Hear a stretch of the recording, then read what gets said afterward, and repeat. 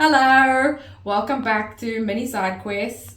Today we're officially starting to paint the rest of the models from the board game Age of Sigmar, Tempest of Souls. And today we're going to paint this model, Knight-Incantor.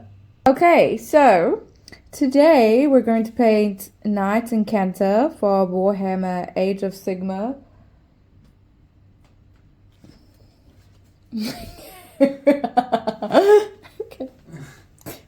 3, 2, 1, go.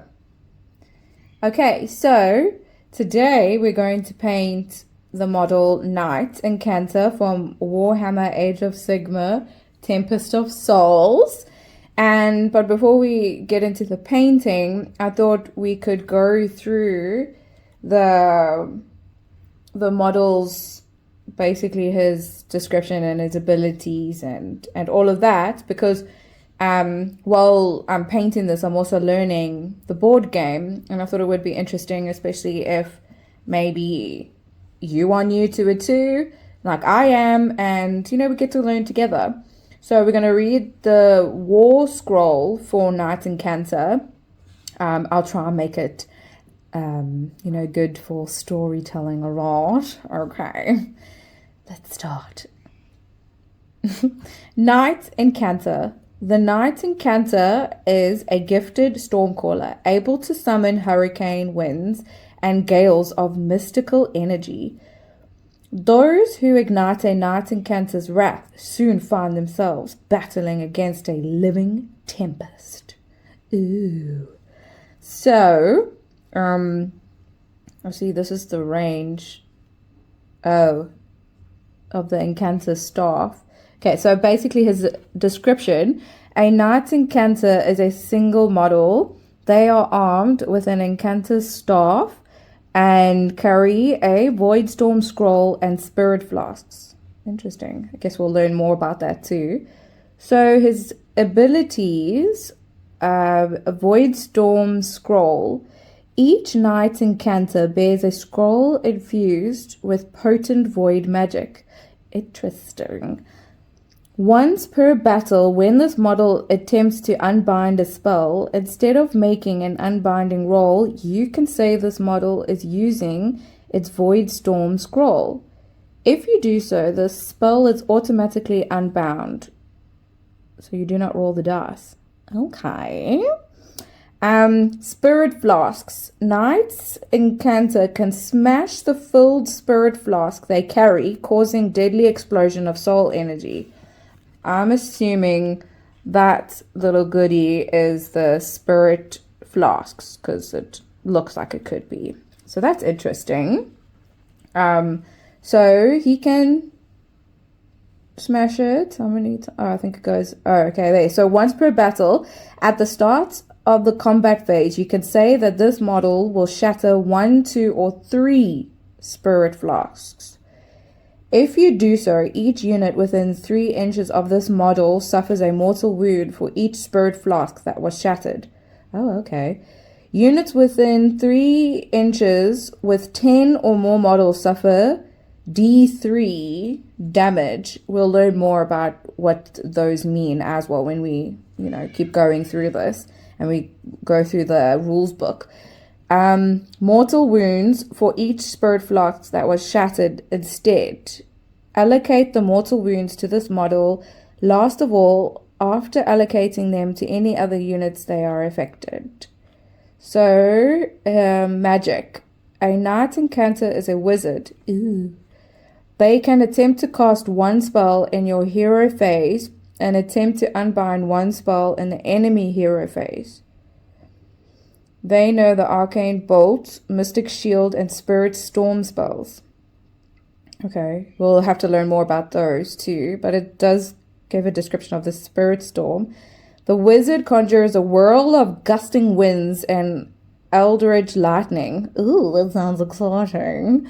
Spirit Storm has a casting value of 7. If successfully cast, each enemy unit within 18 inches of the caster suffers a mortal wound. In addition, until your next hero phase, subtract 1 from run and charge rolls for enemy units while they are within 18 inches of the caster. Okay, interesting. And yeah, we will learn more about it as we go along. But now we're going to paint this little model. So here's the before.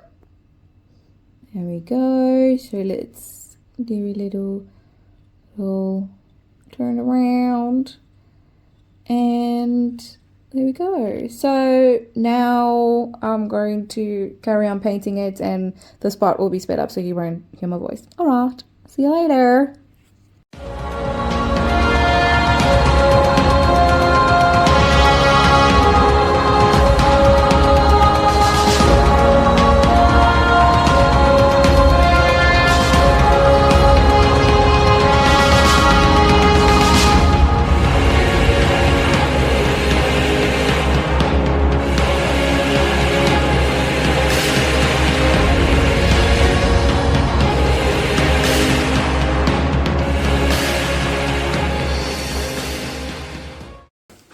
Oh, I forgot to add to show you as well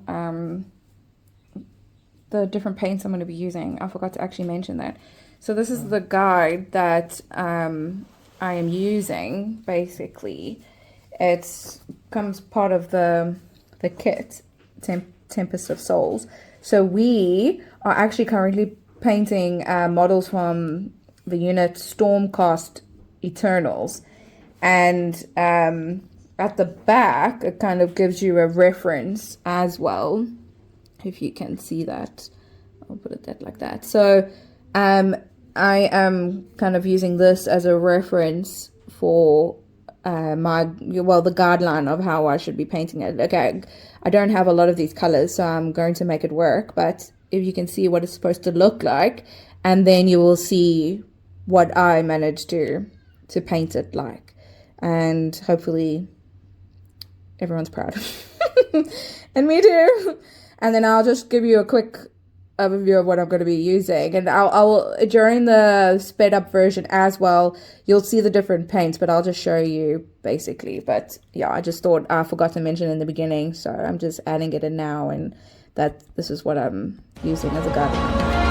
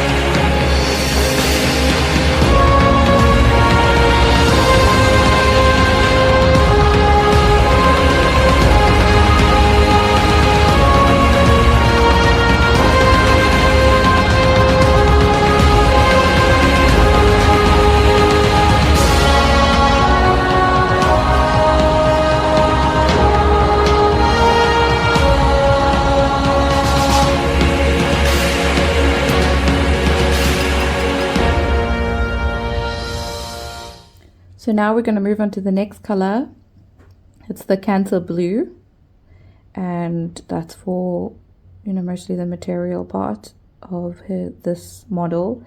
I just wanted to start with a bit of the gold, but obviously I'll come in later on and touch up where I need to. But I just want to do the material first, most of the material first, and then see where obviously I need to add other colors and add more gold, touch-ups and all of that. So yes, so now we're going to move on to Cancer Blue.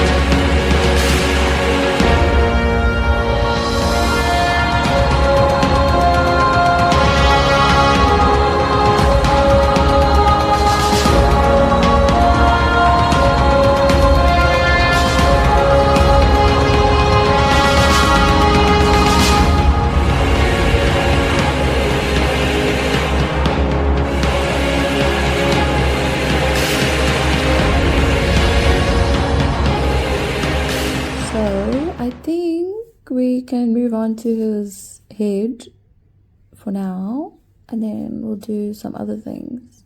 Or if you're South African, his kop. Let's go. I think I'm going to use... Okay, I don't think I have the color for his actual... Oh, no, I do. It's this one. Bugman's Glow. That's meant for the face, the head. So this is going to be the next color that I'm going to use, and then I think after that we'll move on to this part of his outfit, and then I think we will then do some of the armor, so this part here, and then we'll move on to his weapons and the staff that he's holding. And then I think once we're done with that, then I'm going to go in and do all the little bits, all the little touch-ups. Like all these little bits where it needs a little bit of silver or gold, because I think these need gold. And all the little itty-bitties, we'll do that. And then once we're done with that, we'll move on to this part of his headgear. I don't have red because that's solidified, but we'll make a plan. We'll just use different colors and we'll make it work. And then after that, then I will start doing this part here, like the shading, and we'll do some of the dry painting as well to add color and shading and texture and all of that. So let's move on to his face now and his hair. All right.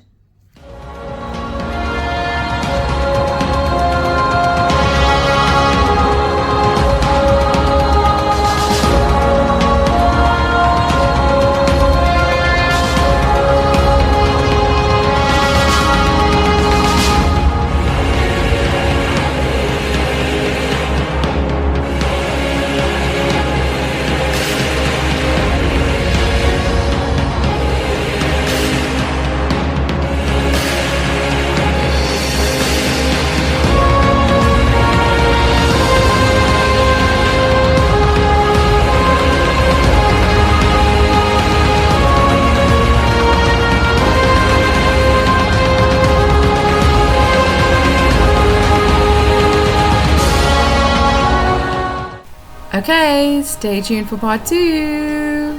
Bye.